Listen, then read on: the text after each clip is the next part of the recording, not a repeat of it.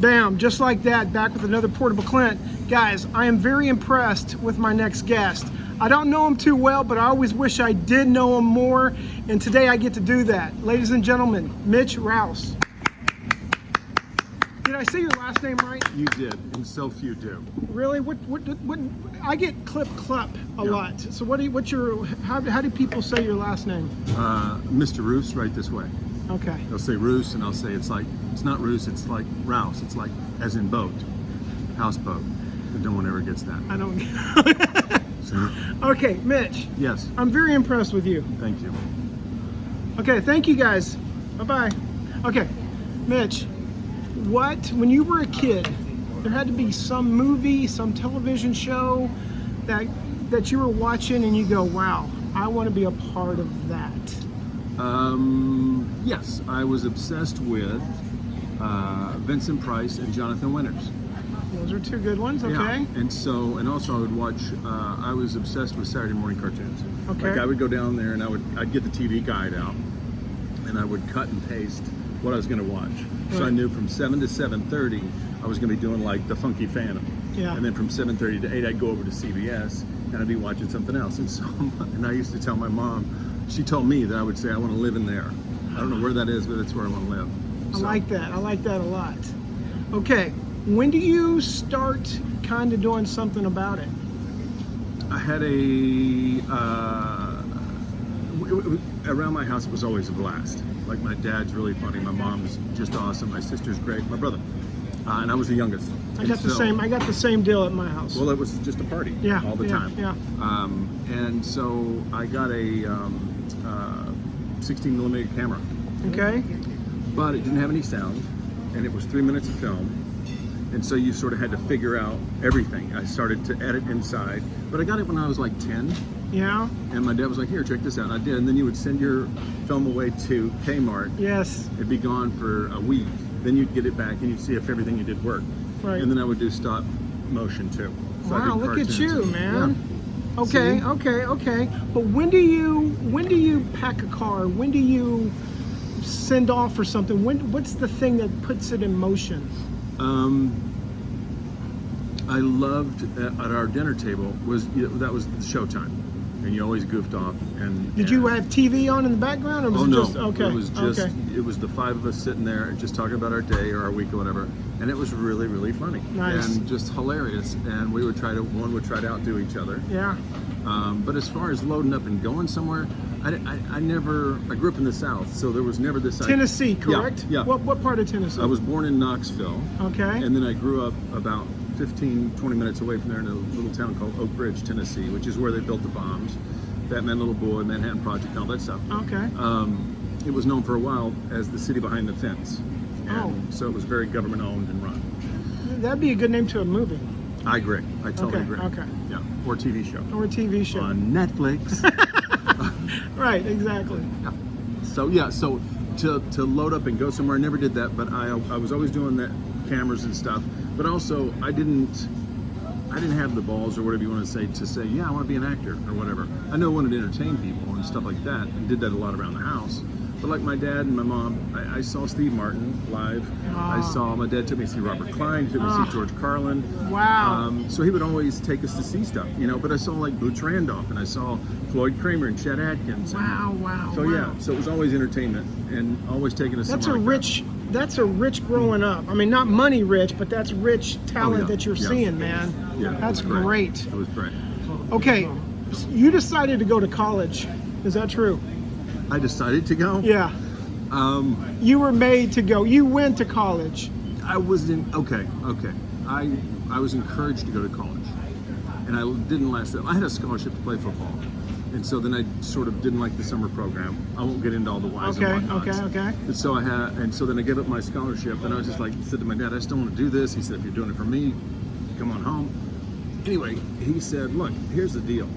You don't have to go to college. You figure out what you want to do, and I will support you 100%. Awesome. And your mom will too. So I figured out one day that I wanted to be an actor, and I said, hey, you know what I think I'm going to do? Why did you decide to be an actor? Because I say decide. I finally got the courage to go, you know what, I think I'm going to try this. Okay. So I said to my dad, I was living at home, just me. My brother's at school. My sister's already moved. She's graduated. She's living her life. How old were you? I was after high school. So a couple of years after high school. So 18, 19? Yeah, probably around there. 20, Okay. Somewhere, 18, 19, 20. Probably 19. Anyway, and so I said, I finally said to my dad, I think I figured out what I want to do. He's like, yeah? And I'm like, yeah. I said, I think I want to be an actor. Beat. Great. And then he told me later in life, he said, you know, when you told me you wanted to be an actor, he said, I would have felt better if you had just told me you were going to stay home and play the lottery. So to my father. Right. Amen, brother. Okay, so you go to college and you quit, you do this, and then you decide to, How do I get to Chicago? how do you get, yes, tell me that, because you're going to work with somebody really neat who I want to know a little bit about. Okay. I'm in detention in high school. There's a guy named Richard Malinauskas, and I got in trouble in high school, but I wasn't like mean to anybody. I was just mischievous. And he said to me, for the kind of trouble you get in, you should go to Second City. I said, what's that? He said, you like Belushi and Aykroyd and those guys? I said, yeah, they're my heroes. He said, Those are my heroes too, by the way. He said that's where they all came from. So he said, figure that. So I tried to figure out where that was. Long story short, after figuring out what improvising was, I moved to Atlanta, stayed there for a little while to learn about improvising.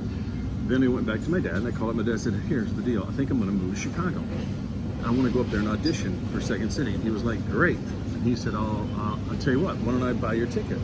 And I said, man, that's awesome. He said, I'm on condition. I said, okay, what is it? He said, can I go with you? I said, sure. So we flew up together. And, awesome. And I ended up living in the Lincoln Hotel, which was amazing now, but a shithole then. Really? Oh my God, yeah. It was bad. So So you start taking classes from Del Close. Is that true? That is true. What did he teach you? Give me 2 things that he taught you, please. Play at the height of your intelligence. Okay. And also, more than anything else, really listen. Don't assume, but really listen to what's happening and respond to that. And play at the height of your intelligence and those 2 things. And of course, don't ask questions and all that. And also, I'll tell you, the most important thing he said for me was every character you do and every person you play on stage knows everything you know. Okay. So don't act like you don't know something. Okay. So I thought that was cool. So you don't have to, what he's saying is don't act stupid. Even if you don't know a lot, all of your characters don't know a lot. Will you sum up Del Close for me? Just in a quick snip? Will I sum him up? Yes. Because he was a one-of-a-kind person, right? Yes, but I think he's different for everybody. I think everybody got something different out of him, and the interpretation of it is different as well. Okay. That was my experience. He is, to me, is sort of like a fucking box of Cracker Jacks, in the sense of it's just constantly, what are you going to get? And a lot of hype, and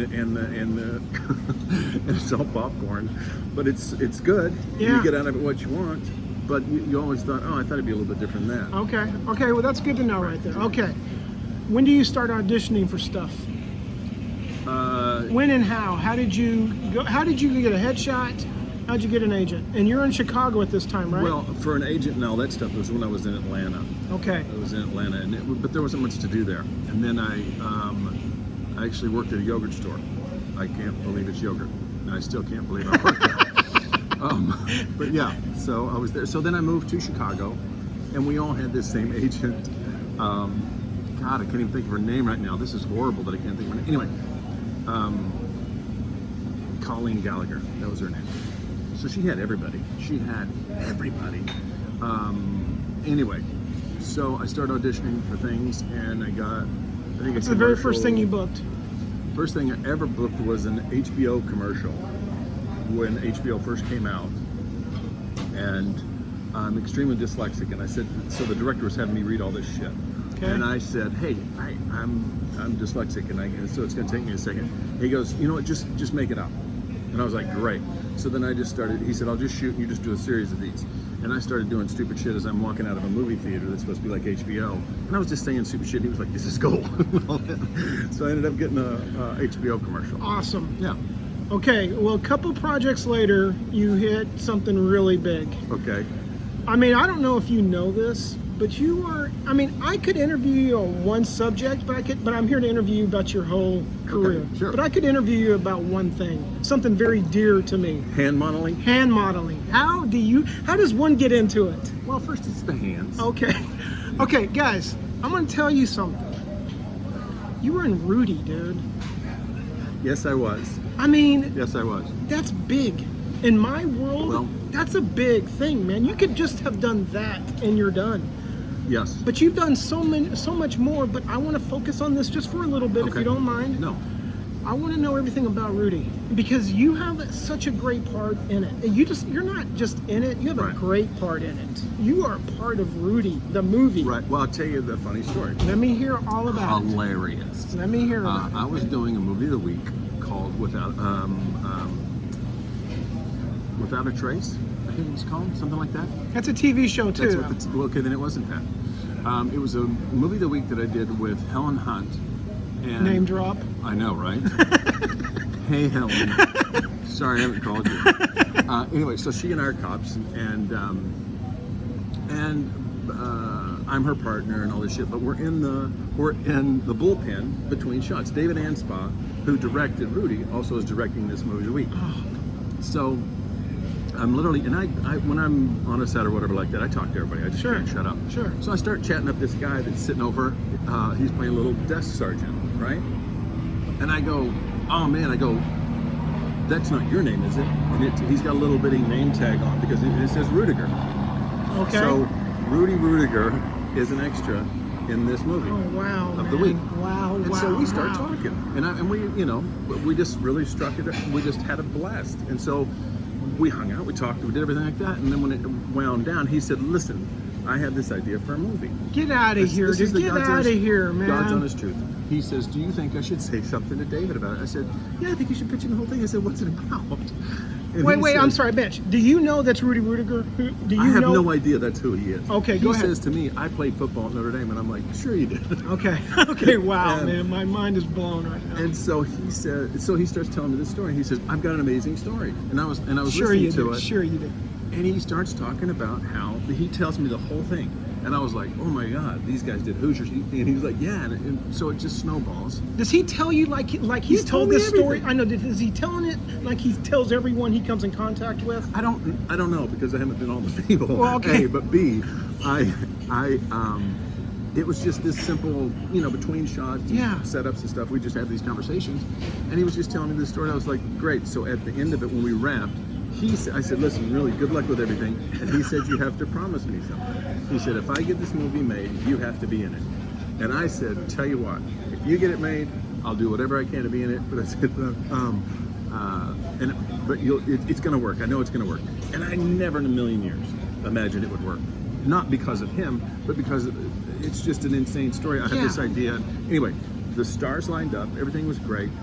He does it, and then I get an audition. They say, "There's this movie called Rudy." Now, I've forgotten, right? How long ago? How long after? Probably 2 or 3 years afterwards, because they had Did to you write ever the say script. anything to the director when you were on the set? Well, with it's him? David Anspaugh. I know, but did who you I- say any? But did you introduce the two together? No. They knew Okay. each other. Oh, okay. I Because got you. anyway. Gotcha. So then so now I go into the audition for Rudy, and when I walk in, Rudiger's sitting there, and he jumps up and he's like, "You came." And we start hugging everything, and I go, "Dude, I cannot believe this is happening." He goes, "I know, right?" He was the greatest guy, sweetest guy. So in he all my world. remembered you. He personally requested you to come but into audition. Anspaugh, the guy that directed the movie of the week with me and Helen Hunt, and Helen Hunt and I were partners in this thing, and so it was like and so I spent a lot of time with David Anspaugh, the director, and so then when I went in here and he says, "Can you play football?" And I was like, "Yeah." And I said, "I had a scholarship to play football." And he's like, "Shut up. Dang, You don't have dude. to tell me that." And I was like, "No, but I really did." He said, "You're not big enough." Because I'd gotten smaller. Right. Anyway, so that's the way it happened. Wow, man. Oh, it's a story, but okay, true. so you film it. When you're filming it, as they always say, did you know that this would be a gigantic classic? No, I had no idea, but I'll say this about that. Tell me. people say more to me about that movie than anything else. Well, it's a movie. Yeah. If you're at home and you have to be, and your plane leaves at 11 o'clock, and now it's 9:45, and you're about to turn the TV off and Rudy's on, you're going to miss your You're flight. gonna be tardy. I mean, you are. I hear you. It's one of those things. I mean, it's just a wow film, man. And the fact that you are a part of it, that just blows my mind. Well, it was a great time to do it. I met a lot of really great people doing it, but also too a lot of Chicago people ended up in that movie. Scott Benjaminson, John Favreau. All with that Vince same agent? Vaughn. Do you think that agent had to do with it? I don't know. I don't know. I mean, everybody was going in on it, you know. And I know Scott Benjaminson had a different agent, but I mean, everybody, you know, this is also on the way out of Chicago. You know, we were all getting to the point where we were ready to move on. So. When do you watch that movie? After you film it, when do you watch it? I went to the premiere. Okay. Did you cry? Did you cry? I choked up a little bit, yeah. But also, too, I had been watching it on the set, you know, while we were doing stuff. Because I also I like to absorb. I don't just show up. I like to go and hang out when I'm not shooting and stuff. That's and just nice, try to absorb everything. So when do you know that you struck gold with this? When it came out. Because everybody was sort of like, this is amazing, you know, this is amazing. And a lot of people were saying, well, that was me. I was like, what do you mean that was you? It wasn't. You know what I mean? Yeah. No, it wasn't you. So. Okay, where are you living when you're filming this? In Chicago? I'm living in Chicago, across the street from Second City. Okay, so the movie comes out. What do you do about your career? Do you think, all right, man, I got to strike while the iron's hot? What are your thoughts when this movie comes out? I would have loved to have said, oh yeah, I really prepped and planned. But I did. I had no. I mean, you every time you put something on your resume, you're going, okay, now's the time, and now's the time, and now's the time. And then that came out, and it did really well, you know, and it opened up a couple doors. But, you know, as you well know, you get the door open, but then it takes you to keep it open. I know it, right? Yeah. When do you pack up the car to move to LA? I packed up the car and moved to New York. Okay. When I was at Second City, me and Paul Danello and Amy Sedaris quit Second City and went to New York to do a play that David Sedaris wrote based on characters we did at Second City called Stitches. Okay. At La Mama Theater. It was supposed to run for a little bit of time, but it ended up getting extended and all this stuff, and everybody wanted free tickets. But it was $10 a ticket at La Mama Theater, and so we said, we'll hold you a ticket, but we're not making enough money. We're not going to comp you a ticket. Well, then everybody went, what do you mean you're not comping us? We're MTV and we're this and we're that. And we're like, yeah, well, we don't. If you want to come to the show, that's great. We want to make some money, pay for the theater. So when we told everybody we weren't comping, everybody went, why aren't they comping? And so they went, shit, we better get down there. Okay. So when we said no, you created your own hype. But not by choice. Right, exactly. It was just because we needed the money. Okay. So then that sort of blew everything up. And this woman named Nancy Geller came to the show. And who invited her? I don't know. Everybody and their brother was there. Okay. So she worked at HBO downtown. She asked me afterwards. She said, I went and had a meeting with her, and she said, "What do you want to do? What do you want? Perfect world. What do you want to do?" And I said, "In a perfect case scenario, I said I'm moving to LA, but I would stay here in New York if I had a sketch show with me and my friends."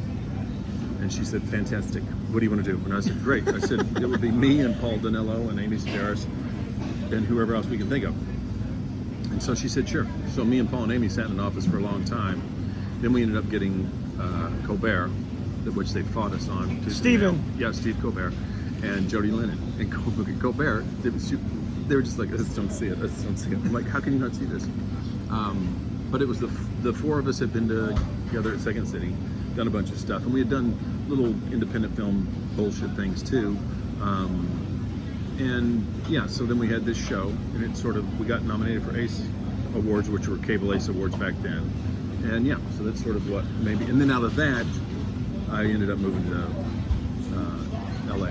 Okay, at that time she asked you, what do you want? And you go, I'll stay in the city if I could have a show. But what do you, at that time in your life, what did you want to accomplish in the business? What is it that you wanted back then? Well, I mean, I think we just wanted sort of the three of us, me and Paul and Amy, and Steve too. We wanted to carve out our own little thing, and Jody. So we just sort of wanted to do our own thing. But what is it that you wanted? What did you want to accomplish in your life? I just want to be an actor, and I want to create stuff and make people laugh and do stupid, silly shit. Okay. And not do what everybody else is doing. Not that it's bad. I just want to do my own thing. Okay. You know? Okay. So you get that. I'm sorry. So you do get that done, and it's called X. What's It was called Exit 57. Exit 57. How long did that last in New York? 2 years, 2 seasons, and then after that, and we were all working while we're doing that. We're doing other things. What are other things? Acting? Like or I think Colbert at the end of that ended up doing, maybe did the Daily Show, Okay. or he might have gone over and done Dana Carvey's show, one of the two. Okay. And Paul, I think, started writing for VH1 or somebody, and Amy was fucking making cheese balls and selling them at a store and cooking shit. Cheese balls. I'm not kidding. I don't know what you call them. Yeah, that's right. That's good. What it is, right? Yeah, You cheese wrap them up ball. in Yeah, nuts and shit. cheese ball. So that was happening, and then Jody and her boyfriend Stoli were. I don't know what she ended up doing. You moved to LA. What year? Oh shit. Well, see, it's tough because I was still in New York, lived in New York, and then I got a TV show out here called Secret Lives of Men. So I was back and forth. I had done a couple of other things, but then when I was doing this show, Secret Lives of Men, with Peter Gallagher and Brad Whitford, it was the three of us. We were, guys trying to make it in the world. And so we lived together and all this crap. And but I still lived in New York. But on the last episode that we did for that first season, Andrea Vanderwall played my ex-wife, and then she's my wife now. So I sort of fell in love with her. So then I sort of started dating her, and so I don't remember the day where I went, oh, I live in LA now. I just didn't want to go back to New York. Okay. So I would spend time here and time there, and had two places. Where did you live here when you first got here in LA? I lived at the Chateau Marmont. Did you really? For a long time. Yeah. Get out of here, really? Lived there. Wait, did you live there because that's where you knew John Belushi? No, well, no, I knew that had happened there, but that's not why. I mean, by the way, that's not a cheap place to live. No, but I was lucky enough because sometimes the studio or whoever, if you're doing something, will put you up. Yeah. And so they said, where do you want to stay? And I said, the Chateau. Did they blink an eye, or did they go? No, they went great. So it worked out. But I also stayed there, and I stayed at, what is the London now? Sure, yeah. Look at you, man. And this place called the Sofitel? Yeah. Yeah. Which is right across the street from the Beverly Center. Yes. Okay, so you move here, you realize it's now permanent. Mm-hmm. What do you do next? Which is Stranger with Candy? Is that what? Strangers with Candy was what I did in LA. I mean, back in New York before I came out. We were doing Strangers in New York, and then during that I moved to LA because I was doing both. We were all doing a couple different things, but the first season of that. Mitch, that's what I like about you. You wear different hats in this business, which you have to. Yeah. Okay, so you come here. What's the first gig that you book while you're here? Here in LA? Yeah. The show that really it was called Ghost of a Chance. With me and Virginia Madsen, where it was Paul Haggis wrote and directed it, and it was, first of all, do not name your TV show Ghost of a Chance, because that's how much of a chance it had. That always seems to happen like that, right? Yep. They always give names to the shows that are just dead on arrival. Well, what was happening, the gist of the story was, I see this girl in the car, oh my gosh, she's so cute, and we sort of make contact, then I see her again that same day. And then I see her, and as I see her, here's the really up part of the show, she gets killed in the car. Okay. So she's a ghost, and I have a ghost of a chick. There you go. I get it. I get it now. Anyway, I'm the only one that can see her. And before she got killed, she was trying to get a check to the bank to help some, I think, underprivileged children. Oh, wow. So then she tells me that I gotta get this check to the bank. Okay. So do you get the check to the bank? You better believe I do. Okay. When do now you started to thinking about directing at this time? When does that start happening? Well, when you're when I was at Second City in Chicago, I dated a girl named Gia Patillo. Okay. And Gia wanted to go to film school. I didn't want to go to film school, but I would write all of her films and sort of help her with those. And then she would go and get them graded, and we both went to film school together. Wow. Anyway, so when you're at Second City, and as you know, when you're in Chicago, when things are going on, you start to sit in it, and somebody goes, "Oh, will you come and do my short film?" And you go, "Sure." Yeah. You don't read it, you don't do anything, you just show up on the day and you do it. Yeah. And I was like, "Well, this is a piece of shit. I don't like this." So then I was like, "I'm going to write something to see if other people direct it for me, and then I'll be in it and all that." Well, then I write something, and then they direct it, and it didn't do it the way I wanted to. So I was like, "Well, shit, I got to write it and direct it and be in it. I got to do all of it." So that's what I started doing. Okay, you did what was the first thing Employee of the Month? Yes. Is that your first big directing gig? That's the first big. Well, yeah. I mean, we did a movie. There's a movie out there called. It used to be called McClintock's Peach. Okay. It ended up being called Nobody Knows Anything. What I did was me and David Pasquesi, who's my bestest friend in the whole wide world, we ended up doing putting together a movie called McClintock's Speech, and it's about these guys. You think they're robbing a big bank, but they're not robbing a bank. They're robbing a grocery store. Okay. And so then halfway through the robbing of the grocery store, we get caught. We take off, and then it becomes a documentary about what happened in the grocery store as the movie continues. Okay. And we did it with. I'm not going to mention their names. They don't deserve to come out of my mouth. I spit on all of them. Anyway, the people that produced it were a bunch of assholes. So in our version, in Hollywood, I know. Okay, go ahead. If you look hard enough, you'll find one or two. Okay. So here's who we have in the movie. Okay. And these are all favors. They're Okay. like, yeah, it's me, Pasquesi, Mike Myers, Ryan Stiles, Ben Stiller, Janine Garofalo, Kristen Johnston. Colbert does a little lead in it. Scott Thompson. I'm forgetting who all else did it. Robin Roseanne. It goes on and on and on. Wow. Everybody, Richard Kine's in it.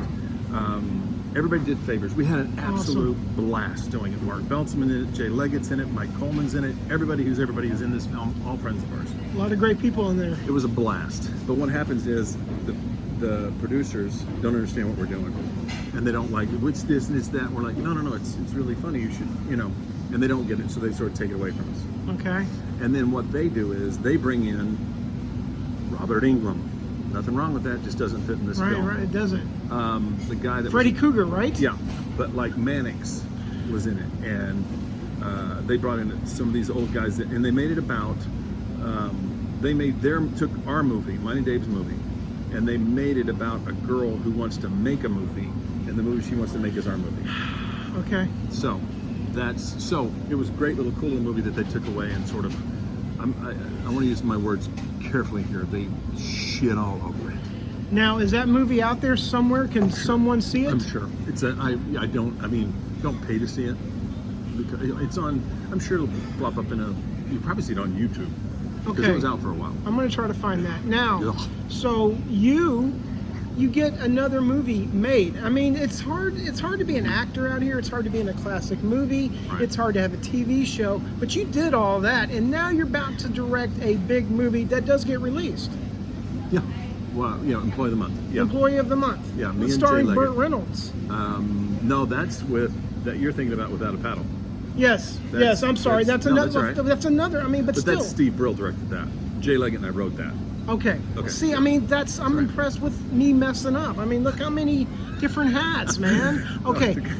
Employee of the Month. Yes. It's with the comedian. What's the guy's name? Who was the main guy in it? Well, it was Matt Dillon and Steve Zahn. Matt Dillon. Uh-huh. Matt Dillon. Matt Dillon, Steve Zahn, Christine Applegate, Scott Foley, Andrea Bendewell, my wife. Leggett's My in wife. It. My wife. Jay Leggett's in it. Mike Collins in it. Peter Holney's in it. Everybody. I mean, yeah. By the way, I'm going to pull over for a second. Okay, You know what be I'm careful. sad about is What? that I never met Jay Leggett. Really? Yeah, never met him. Good guy. Everybody loved that dude. Yes, they did. In fact, tomorrow's the 12th. Tomorrow is If I'm not the mistaken, 12th. today's the 12th. Tomorrow's the 13th. Tomorrow is the 6-year anniversary now of the last time he and I ever played together. Oh man, I'm so sorry, buddy. It was a bummer. He is missed every day. Okay, you direct this movie, and then so is Hollywood. I mean, are you loving the fact that you're wearing many hats in this business? I'll be honest with you, I'm just so happy that I'm working with all my friends. It sounds so stupid and trite, but it's so much fun to work with all my friends. People say, why do you work with the same people? And I'm like, I don't work with the same people. I work with what I feel like are the funniest people, you know, and it's all those people. How many shows have you created? Right? Exit 57, Strangers with Candy. We did one, past quiz, we did The Factory. Okay, The Factory, which is now on Apple TV. Yeah, I didn't know that. So Yeah, well, it's just the pilot episode. I don't know if they're going to be adding more. I don't know anything like that. Yeah. But I watched it the other day, like I told you, and Mark Beltzman is a friend of mine. Yeah. Him in that is probably my favorite role he's ever done. Yeah. Well, he'll tell you the same. He's Funerary? Tover Plots. Yeah, Tover Plots. Funereal. Funereal. Funereal. Yeah. Yeah. But see, that's the other thing too. We shot that. There's a funny story behind that. We shot that original pilot at my house. We're talking about The Factory right now. On Coldwater when I lived in Beverly Hills. And tell me the cast, which the cast is very impressed because I love I know them and I love them. It was Michael Coleman. Mike Coleman, Jay Leggett, Dave Pasquazi, Renee Albert, Eliza Cole Murray, who to me, that is just an untapped source. Joel Murray's wife, Eliza, is hands down one of the funniest, sweetest, greatest improvisers, actresses, comedians there is. Why hasn't she made it? I know nothing about her. I know nothing about her at all. She plays Pasquazi's wife in this. Okay. And she, to me, anyway, I could go on. Okay, and go ahead. She knows how I feel about her, and so does Joel. But she's hilarious in it. Renee Albert. Funny, I like her a lot. Yeah, and Chris Nelson played Don. Chris Nelson is a dear friend of mine. And he was one of the first people I said something to him about Factory, and he helped me get a lot of the props and put everything together, and he was in it, and he's hilarious, and he has since gone on. He was I met him when I did Employ the Month. He's a makeup artist, and truly too, he's one of the funniest guys you'll ever meet. Now, Chris is the makeup artist that you get if somebody's an asshole. If an actor or somebody's being an asshole, they'll get Chris because Chris doesn't take shit off anybody. Chris has done my makeup for CSI, New York.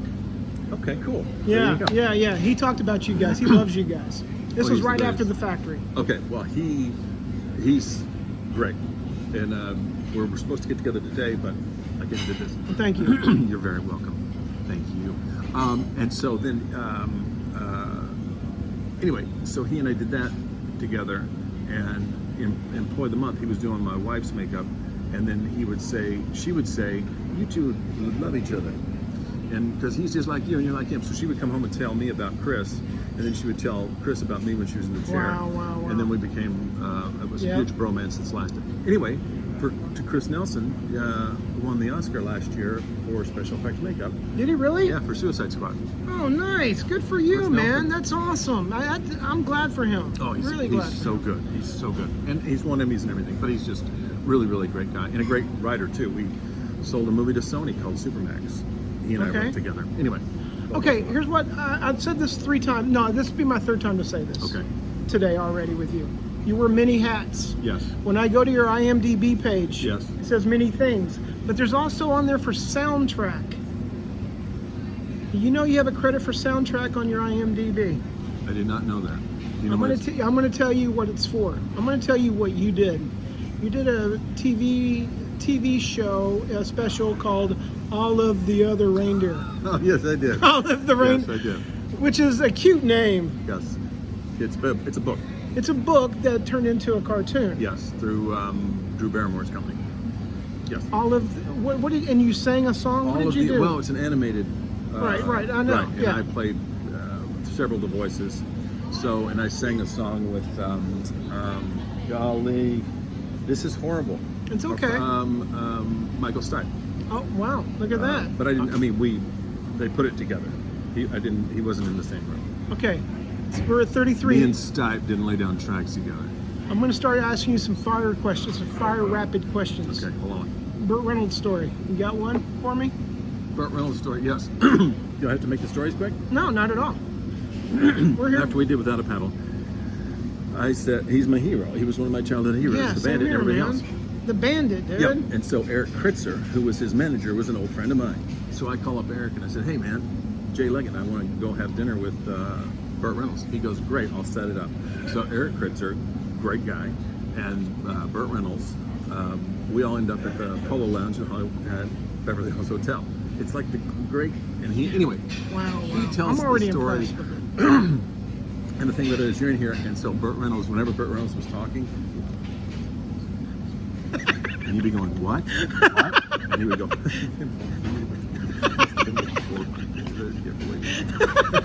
And so the entire conversation, Jay and I are like this, just trying to get in as much as we can. And then he would tell these, and he would start laughing, so we would laugh too, but we don't know what we're laughing about. And so finally, we said, just a little bit louder, just a little bit louder. And so then we leaned in and all that stuff. But he told great stories. But he told, see, there's some of them I shouldn't tell. There's some of them I shouldn't tell. He told great stories about deliverance. And give me one good story about deliverance, please. The one that you shouldn't tell.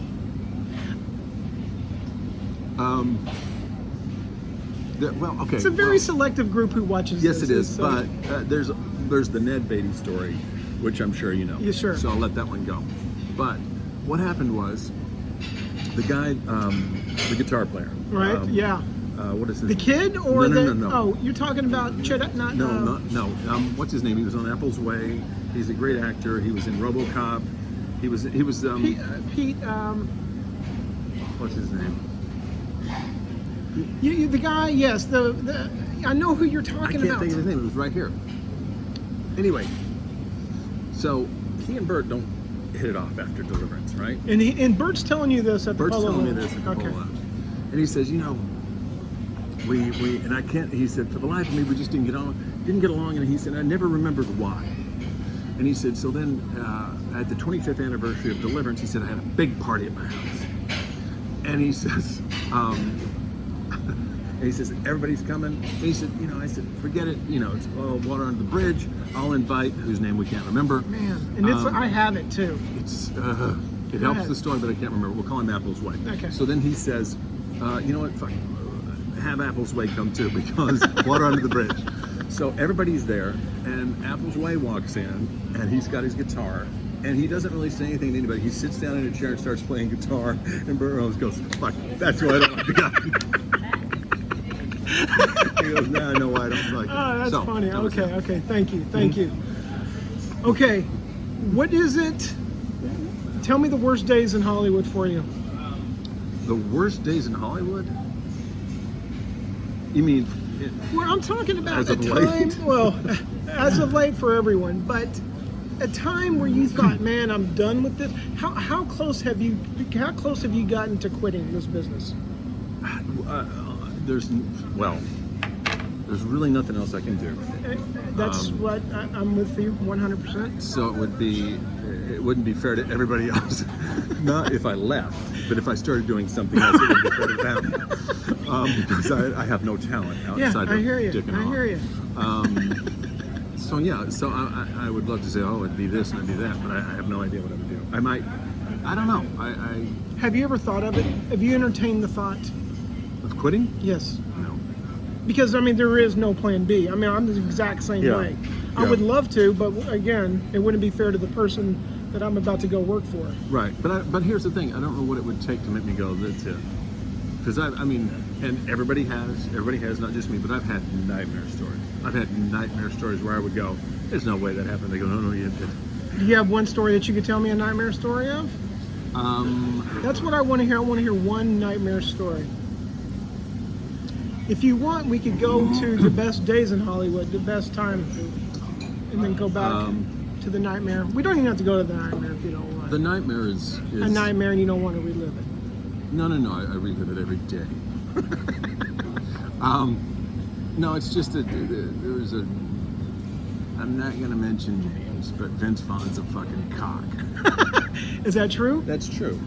And I don't care who fucking knows it. Okay, well, let me hear it. I'm not going to go into the details. Dang, dude. Anyway. Did this happen on Rudy? No, Rudy? it did not. Did you work with him on Rudy? Mm-hmm. And did you have a good time? He and I with were him? very tight on Rudy. That's what one would assume. Yes, we played video games all the time. They had a Star Trek video game. There was nothing to do in South Bend, Indiana. So you went to the bar and hung out there, or you went to the strip clubs where they really couldn't strip. So you were basically just in a regular bar where you're going, wow, I wish they'd take something off. So anyway, yeah. Okay, all right. I like that. Okay. Best day in Hollywood for you, or the best time? I have to say, my most fun that I've had since I've been here on projects was doing the factory, because it was literally working with my best friends, goofing off. What are we going to do now? And we were having just as much fun on camera as we were having off camera. And it was the patients were in charge of the asylum. You know what I remember about the factory is that they spent some nice money on the advertising for that. We did, yeah. And you guys got some good FaceTime on posters. We popped up I remember everywhere. on Sunset and Vine at that Walgreens. You know that Right. newer Walgreens. Had Oh all yeah, your the pictures. big, yeah, Yeah. yes. So they were very kind to Yes, you they on were. that. I wish they would have let that show breathe and let it go on for a little bit, because agree. it did look like you guys were having fun. We had an absolute blast, What- Yeah. What's some of the advice that you've learned over the years that helps you stay an actor, be in the moment, something?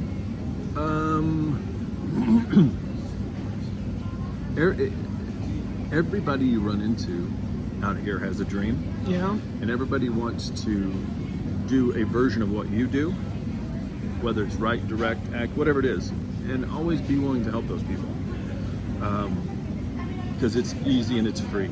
Yeah. But always, you're not better than anybody, and you'll have your good days and your bad days, but you don't. I mean, it's a cliche, but you don't know that the guy that you're sort of blowing off, he might own the studio in 2 years. And So true. It's not saying be nice because you don't know what they're going to do, but just don't be a dick to people. There's enough dicks out here that Like you don't Vince need Vaughn? to be one. Oh, right. He's doing enough dicking for a bunch of people. So there you Golly, go. man. Yeah. Okay, what is it that you want to accomplish?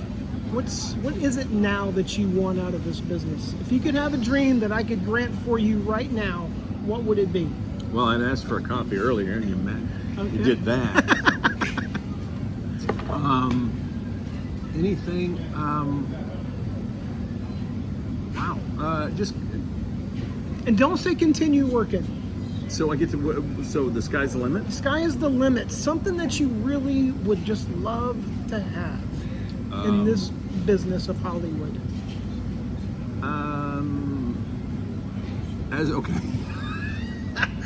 A big ass water slide. In this business Okay. of Hollywood. I would like.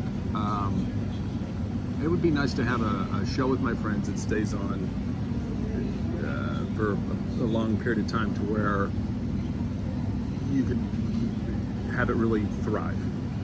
Okay. Does that make sense? Yeah, no, I mean, we So all we- want that. It's So you're asking it's for a good something dream. else? No, that's totally fine, because I love that. Okay. I love it. I mean, I love when friends hook up other friends. Right. Not just give them, but because they want to hang out with them and they want to create something with them. Right. Mitch, I'm going to ask for one more favor before we end this. Sure. Where is it? I'll sign it. Give me one more Rudy story. Give me anything you could possibly think of your Rudy. Something when I'm watching the movie I can think of. A scene, just something. Well, I'll tell you. Okay, you might not think about this, but I'll tell you a funny story. Please. So we're shooting. They tell these guys. I'm a big dude, but these guys that we were playing with were huge. They were like lining up against trucks. And so they said, you cannot hit John Aston or Rouse. You can't hit them while we're playing. You can hit them, but don't knock the shit out of them. And we were like, okay, great. So we've been practicing. We're shooting all day, and I'm fucking tired as I can be. Okay. So we break for lunch. So instead of eating, I go to my trailer, okay, and I pass out in my trailer. Well, I wake up to my trailer moving. Okay? So what's happened is there was a move during lunch. Oh, Right? okay. So I wake up and we're literally going down the highway because we're moving locations. So I don't know I've where I often am, wondered and I if this can't has get out. ever happened. I'm sure it's had to have happened. to a Okay, bunch of but go ahead. So then I was just like, oh shit, I'm looking and going, I'm supposed to be shooting now. They probably don't know where I'm at. I hope hope we're not shooting at it. So yeah, so then we ended up finally stopping, and it wasn't one of those I'm stuck in the car, go banging on it, going, somebody save me. I was just like, fuck it, they're not going to hear me, so I'm just going to go back to sleep. So I laid back down, and then eventually we got to where we were going, obviously, and here I am. Yeah. All right, Mitch. Mitch, Yes. thank you for the awesome ride Thank you. today. I really appreciate it. I hope there's some fun in there. Mitch, there is. Mitch, do me one last favor. Yeah. Tell everybody bye out there. Hey everybody,